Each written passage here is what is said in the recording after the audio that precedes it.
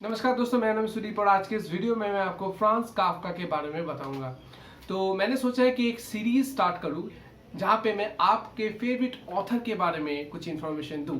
तो इस सीरीज का नाम मैंने सोचा है कि रखूंगा नो योर फेवरेट ऑथर और पोएट। अभी तक ये जो है मेरे सोच में ही है और आपका जो रिस्पॉन्स है उसको देख के ही मैं इसको ग्राउंड लेवल पे इम्प्लीमेंट करूंगा।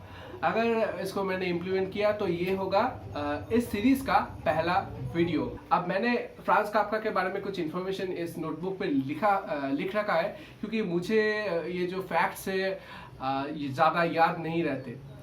तो उनका जन्म हुआ था 3 जुलाई 1883 को प्राग में, जो कि आज है चेक रिपब्लिक में। उनके फादर का नाम था हरमन काफ्का और उनके मदर का नाम था जूली काफ्का। उनके फादर एक आप कह सकते हैं लोअर मिडिल क्लास या फिर पोर फैमिली से उनके दम पे उन्होंने पैसे कमाया और वो हायर मिडिल क्लास या फिर रिच बन गए। अभी काफ्का का जब जन्म हुआ था तो वो बहुत ही ज्यादा वीक थे और इसी कारण से उनके फादर का जो एक्सपेक्टेशन था वो भी पूरा नहीं हुआ था और इसी कारण से शायद उनके फादर काफ्का के ऊपर टॉर्चर भी करते थे। उन्होंने एक इंसिडेंट शेयर किया है कि उन्होंने पानी मांगा था और हरमन ने उनको उठा के बाहर निकाल दिया था घर से।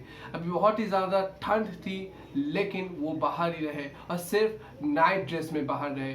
बहुत ही ज़्यादा ठंड उन्हें लगी और इसके बाद से वो अपने फादर से यम की तरह डरने लगे और इसी कारण से शायद फ्रांज काफ्का दुनिया से अपने को अलग करने लगे और वो सोचते थे कि वो किसी काम के नहीं हैं। उनको लिखना बहुत ज़्यादा पसंद था लेकिन उनके फादर से डर के कारण वो कभी ये कह नहीं पाए।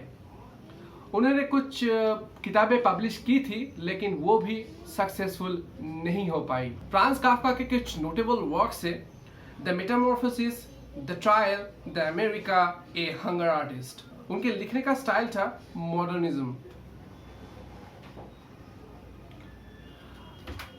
वो लिखना पसंद करते थे लेकिन उनके फादर की वजह से उनको जाना पड़ा एक इंश्योरेंस कंपनी में, वहां पे ही वो नौकरी करने लगे।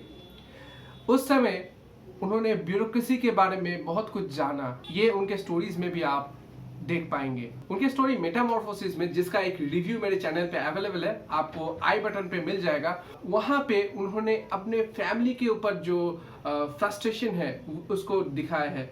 कैसे एक ट्रैवलिंग सेल्समैन ग्रेगर सामसा मेटामॉर्फोज होके एक इंसेक्ट में बदल जाते हैं और कैसे उनकी फैमिली धीरे धीरे उनको अलग कर देती है और अंत में उनको खाना देना भी बंद कर देते हैं और सामसा मर जाते हैं।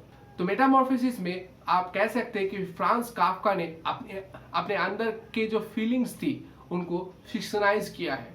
फ्रांज काफ्का ट्यूबरकुलोसिस से मर गए थे और एकदम अंत के समय में वो जो कुछ भी खाते थे उनके गले में बहुत ज़्यादा दर्द होता था और उनके last story the hunger artist में ये चीज़ भी बहुत ही अच्छे से उन्होंने कहा है, जहाँ पे एक आर्टिस्ट था जो कि 40 दिन वो भूखा रह के लोगों को दिखाता था और लोग एंटरटेन भी होते थे।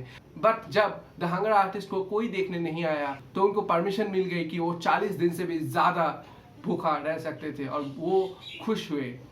किसी चीज़ को उन्होंने नहीं खाया और जब मरने की बारी आई तब उन्होंने ये कन्फेस किया कि मैं खाता नहीं था क्योंकि मुझे कोई खाना पसंद नहीं था। तो ऐसे ही फ्रांज काफ्का एक ह्यूमरिकल वे में ऐसे डीप चीज़ों को बता देते थे। उनका जो लिखने का स्टाइल था उसको लिटरेरी वर्ल्ड में एक नया नाम दिया गया जो कि है काफ्काएस्क, जहाँ पे बहुत ही मुंडेन और सिंपल चीज़ों को भी बहुत ही ज़्यादा डीपली बताया जाता है, जहाँ पे एक मेलांकोलिकल सिचुएशन, एक मेलांकोलिकल एनवायरनमेंट क्रिएट किया जाता है, जहाँ पे प्रोटैगनिस्ट के ऊपर डिफिकल्टीज दी जाती है जो कि ओवरकम करना इम्पॉसिबल है, लेकिन उस होपलेस सिचुएशन में भी प्रोटैगनिस्ट के अंदर होप होती है। कुछ हमारे वर्ल्ड से भी ये चीज़ रिजेंबल करता है क्योंकि काफ्का का जो फिलोसॉफी था वो बहुत ही ज़्यादा डीप था और उनकी जो स्टोरीज थी उनको आप इंटरप्रेट कर सकते हैं और आपको शायद बहुत सारे मीनिंग्स मिल जाएंगी।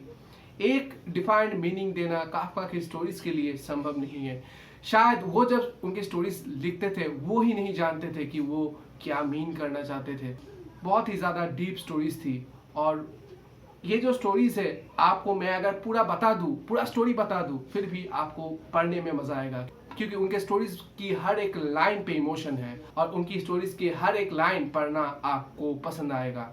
फ्रांज काफका जब मरने वाले थे तो उन्होंने अपने फ्रेंड मैक्स ब्रॉब को कहा था कि तुम मेरे वर्क्स को जला देना। फॉर्चुनेटली ब्रॉब ने उनकी बात नहीं सुनी थी और आज देखिए वो जर्मनी साहित्य के एक बहुत ही बड़े लेखक है और वन ऑफ द बेस्ट लेखक है, जिन्होंने एक नई फिलोसॉफी दी, जिन्होंने हमें काफका-एस्क दिया।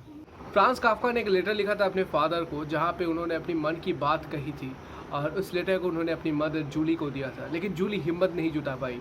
जूली कभी काफका के विरुद्ध जो उनके फादर जो टॉर्चर करते थे उसके विरुद्ध भी कभी नहीं बोली थी। तो अभी भी उन्होंने कहा कि तुम्हारे डैड, तुम्हारे फादर बहुत ज़्यादा बिजी होते हैं और उनको ऐसे चीज़ों से परेशान करना ठीक नहीं है। तो कुछ दिनों तक उन्होंने उस लेटर को अपने पास रखा और ये कह के काफका को फिर से वापस कर दिया। काफका फिर हिम्मत नहीं जुटा पाए दूसरी बार उनके मदर को रिक्वेस्ट करने का, और वो अपने मरने तक यानी कि 3 जून 1924 तक वो अपने फादर से सिर्फ डरते ही रहे। मैंने जो भी किताबों के नाम इस वीडियो में बोले हैं उन सभी के लिंक मैं नीचे डिस्क्रिप्शन पे दे दूंगा, तो आप चाहे तो उन लिंक से भी खरीद सकते हैं, वो एक एफिलिएट लिंक है। आज के इस वीडियो में यही था। आपको अगर ये वीडियो पसंद आया तो ज़रूर लाइक कीजिए, शेयर कीजिए और कमेंट कीजिए। आपका कमेंट का मुझे इंतज़ार रहेगा, क्योंकि मैं जानना चाहता हूँ कि इस जैसे वीडियोस आपको पसंद आएगी या फिर नहीं, और उसी के हिसाब से मैं इस सीरीज़ में और भी ज़्यादा वीडियोस डालूंगा। आप मेरे चैनल को सब्सक्राइब कर सकते हैं, बेल बटन को क्लिक कर सकते हैं आने वाले वीडियोस के नोटिफिकेशंस के लिए। आपके साथ फिर से मुलाकात होगी शायद किसी और एक वीडियो में। तब तक के लिए गुड बाय।